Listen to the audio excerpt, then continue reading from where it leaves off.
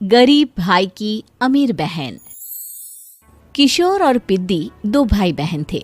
पिद्दी बहुत खर्चीले स्वभाव की थी। वो जितना कमाती अपने ऐशो आराम में पैसे उड़ा दिया करती।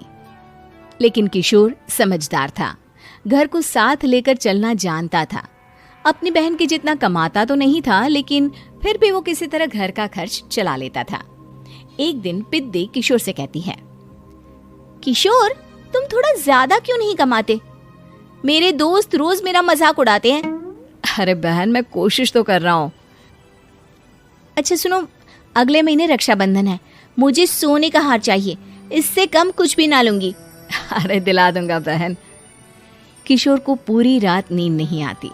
उसके दिमाग में बस ये चल रहा था कि उसकी माली हालत इतनी बिगड़ चुकी है, अब वो सोने का हार कहाँ से लाएगा।